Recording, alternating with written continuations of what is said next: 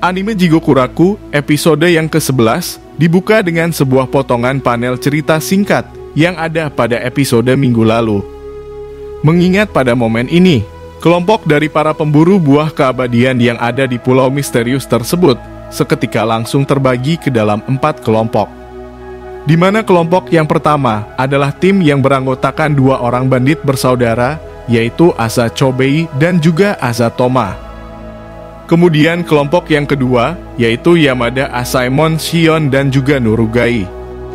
Sedangkan kelompok yang ketiga, beranggotakan Yamada Asaemon Sagiri, Yamada Asaemon Kenta, Yuzuriha, dan juga Hoko. Lalu kelompok yang terakhir adalah kelompok dari Gabimaru, Tamiya Gantetsusai, dan juga Yamada Asaemon Fuchi. Seperti manga Battle Royale pada umumnya, keempat kelompok yang terpencar ini nantinya akan memiliki lawannya masing-masing. Dan mereka pun akan bertarung dengan serius supaya mampu terus bertahan hidup, demi bisa melanjutkan misinya untuk mencari buah abadi. Tidak hanya itu, karena di saat yang bersamaan mereka pun akan terus melakukan latihan, demi bisa meningkatkan level kekuatannya supaya bisa berhadapan dengan seimbang ketika bertemu dengan lawan yang memiliki level kekuatan sama seperti Master Tencent lagi. Buat kalian yang belum tahu mengenai siapa sajakah lawan yang akan dihadapi oleh para kriminal dan juga algojo yang ada di anime ini, maka pada episode 10 kemarin, kita pun akhirnya mendapatkan sebuah penjelasan yang jauh lebih rinci tentang urutan dan juga level kekuatan dari para monster yang ada di pulau misterius tersebut. Yang pertama adalah tingkatan paling lemah alias paling rendah, yaitu monster dengan kategori Soshin, di mana monster ini sendiri dianggap sebagai monster yang gagal. Karena pada dasarnya, mereka sama sekali tidak memiliki akal dan juga pikiran untuk bisa berkomunikasi layaknya seperti manusia pada umumnya. Apalagi satu-satunya hal yang bisa dilakukan oleh para Soshin hanyalah bertarung saja dengan mengandalkan insting mereka. Kemudian yang kedua adalah Doshin, di mana kasta Doshin sendiri merupakan kasta kedua yang ada pada sistem hierarki para monster. Mengingat Doshin adalah tangan kanan dari Master Tencent. Karena pada dasarnya, Doshin diberikan sebuah kemampuan yang jauh lebih hebat daripada para Soshin, yaitu kemampuan untuk berpikir dan juga berbicara. Sehingga para Doshin dapat membuat keputusannya sendiri ketika berhadapan dengan manusia. Apakah mereka akan langsung membunuh para manusia, atau malah mereka akan menangkapnya untuk dijadikan sebagai bahan percobaan? Kemudian yang terakhir, sekaligus kasta yang paling tinggi dan juga paling kuat, yaitu kasta Tencent. Di mana Tencent sendiri merupakan sebuah nama kelompok yang berisikan 7 orang anggota terkuat dan juga 7 orang anggota abadi alias tidak bisa mati. Mereka adalah Rian, Guifa, Jufa, Mudan, Ren, Taufa, dan juga Zujin. Scene pun kini berpindah. Setelah beberapa saat berlalu, kini kita pun seketika langsung diperlihatkan mengenai jalannya pertarungan menarik antara salah satu anggota Doshin melawan 2 orang pasangan kakak beradik, yaitu Toma dan juga Chobei.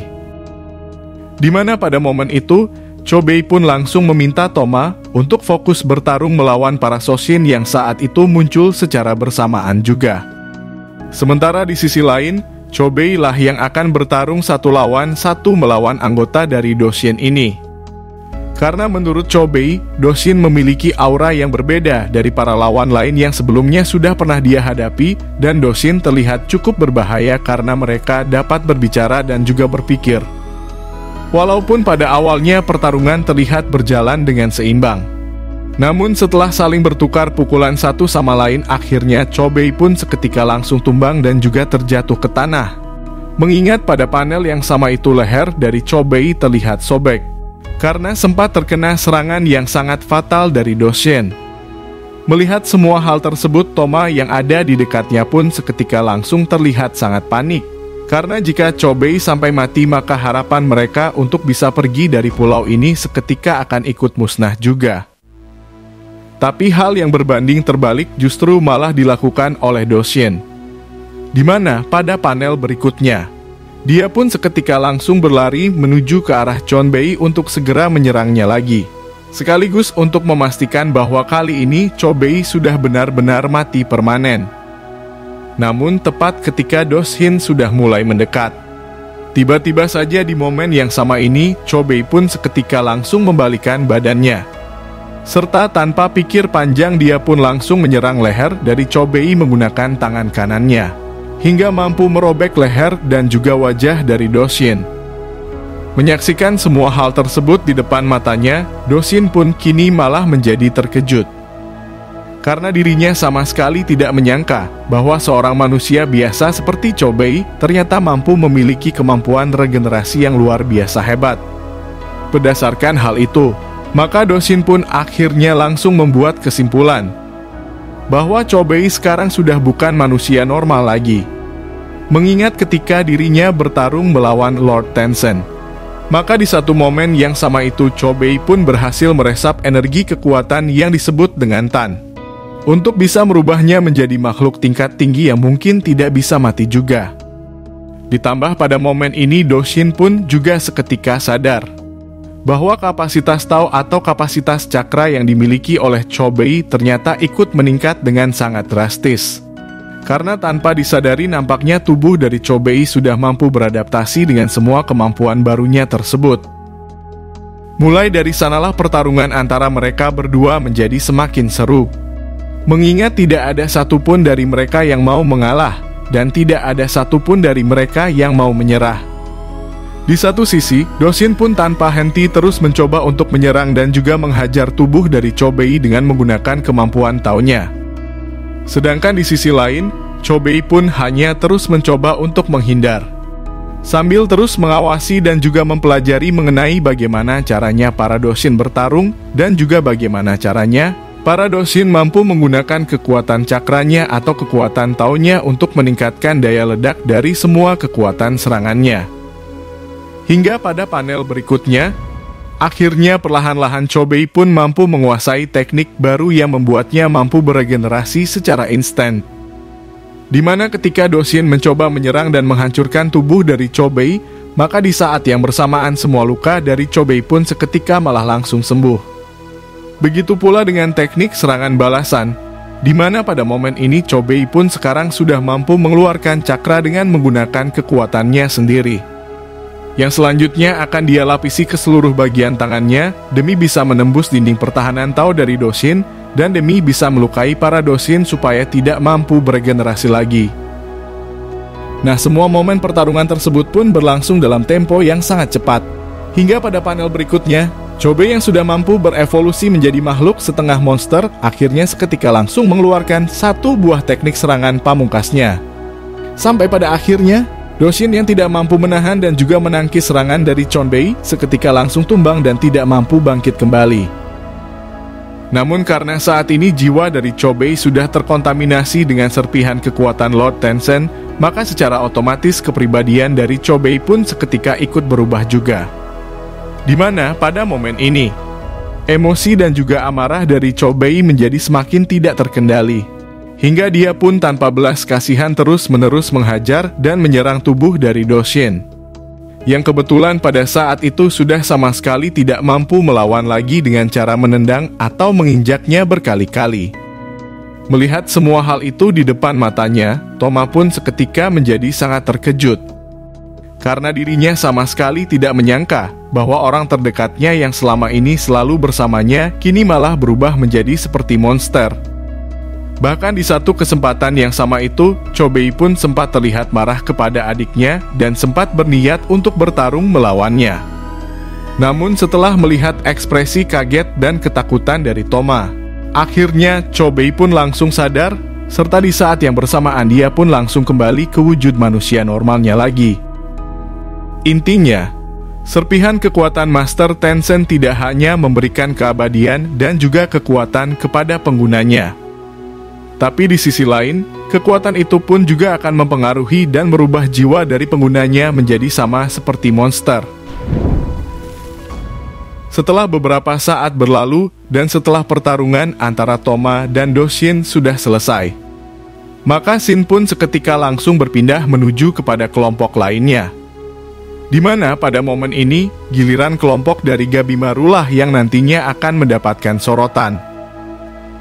Singkat cerita, tepat ketika Gabimaru, Mei-mei, Fuchi, dan juga Tamiya sudah memutuskan untuk bekerja sama demi bisa mencapai Istana Horai atau istana tempat tinggal Tencent.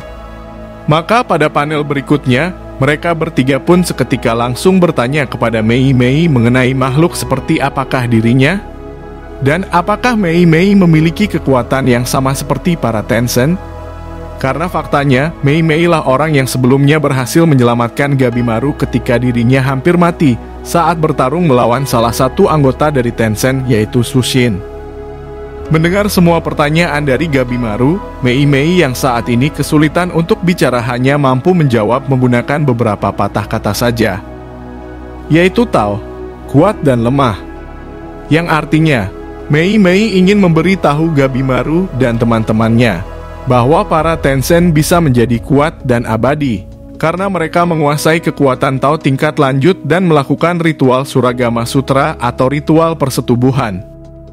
Jadi jika Gabimaru ingin bisa menjadi lebih kuat, maka cara paling dasar yang perlu mereka semua lakukan adalah mulai belajar untuk mengendalikan dan menguasai kekuatan Tao ataupun kekuatan cakra. Karena hanya itulah satu-satunya cara bagi para manusia normal.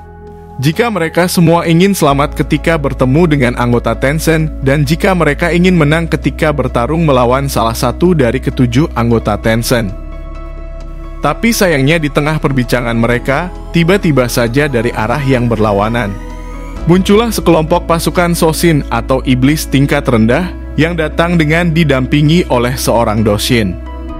Nah, mulai dari sanalah pertarungan menegangkan antara pasangan terkuat, yaitu Gabimaru dan juga Gantet Susai melawan dua orang Do-shin kupu-kupu dan Do-shin centipede seketika akan dimulai.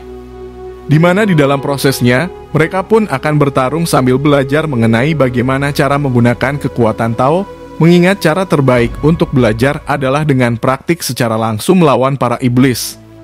Tentu saja bagi kalian yang penasaran mengenai bagaimana kelanjutan ceritanya, maka nantikan terus video bagian keduanya yang akan kami upload pada hari Senin besok. Terima kasih banyak yang sudah simak video ini dan salam baku hantam.